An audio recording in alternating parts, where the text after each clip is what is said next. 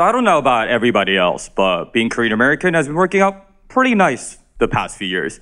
Let me ask the guys in the audience, haven't y'all been doing so much better on the dating apps lately? Right, I'm not asking like the hot people with like the K-pop haircut, 6'2", jawline, all that, right? I'm asking the regular dudes.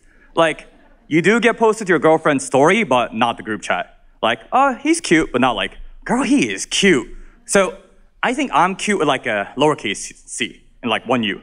But I've been doing good on the apps. Doesn't matter the app, like Hinge, Bumble, Coffee Meets Bagel, even Tinder, which this body is not hot enough for. and the diversity too, like Starbucks Frappuccino Mocha to vanilla, all the colors, they want some of this Korean barbecue. But none of those matches go anywhere because I have the commitment issues of somebody who would download 4+ apps, and I say stuff like candles and matches, I'm getting matches in my messages. Pretty lame, right? But it doesn't matter because it probably wasn't gonna work out between me and Twitter handle Jungkook's wife XOXO anyway, for some reason, okay? I even had a friend tell me he was hooking up and the girl said, Korean daddy. Like, ew, what is that, right? Calling me oppa is one thing, but appa, I'm too broke for therapy, you know, okay? But I'm not like broke though, because I'm 33. Hopefully I don't look that. But I've been working since 16 because shockingly, I didn't have friends when I was a kid. No one shocked, okay. But so all I did was read books. So I got a perfect score on the SATs, 2,400. If any of my students are looking out here, not the 1,600 y'all be getting these days, or you don't. Anyway, so because Sky Castle is actually a documentary, Korean parents have been paying me good money, pretty good money, since I was a high schooler to teach their precious sons and daughters the SATs and college admissions. Because thank you, Jesus, the Korean intellectual heritage, so hot right now. So thank you, Binari, thank you, Pachinko, thank you, Crying in H-Bar, thank you, you guys, right? I get to take the kid, very innocent kid, who thought Yukgaejang, the stew, was actually made a dog. And then I get to take him and turn him into Korean American story. So go interview your 할아버지, the 92-year-old grandfather who lived through Japanese occupation, the Korean War. The man went through that, and now his granddaughters are in the Ivies.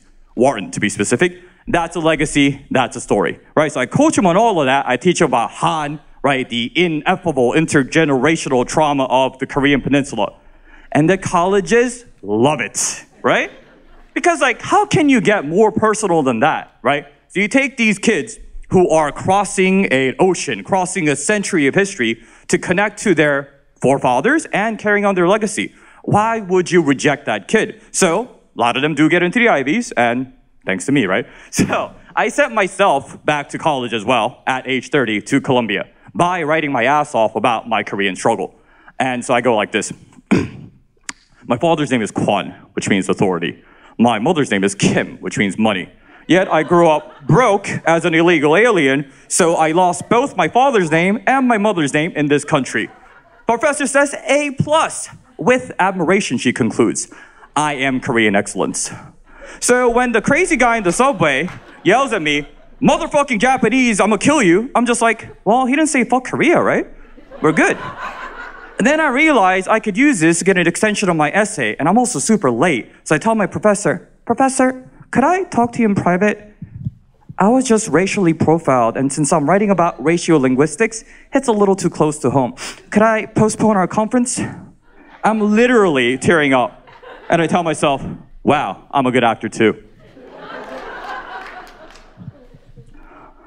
No, you're not. Wake up. Admit that you have repressed memories, that you are a coward who was overshaken and overpowered. Like the time that the family finally mustered up enough courage to take a walk during quarantine, you ruined it. Beautiful spring day. Old white dude with a red, white, and blue hat spot us and say, that's why we have COVID. Dad immediately fires back, we are a family, but all I can see is mom wanting to stop for pictures in front of the pretty lawn because she doesn't understand this belongs to racists. I tell her to leave, she doesn't listen, and I can feel it. If I fight these Americans, I will scream and cause a frightening scene, so I do something instead. 가자고 제발! I yell at her instead. I don't know how to patch up the hurt afterward or explain to make it better with words. I go to school and make it better by getting good grades because I'm so ashamed and feel the flames of hatred behind my eyeballs. Twitching, rolling back to deck the lights of the geriatric racist into the sidewalk this time. Let us be on the other side of the hate crime.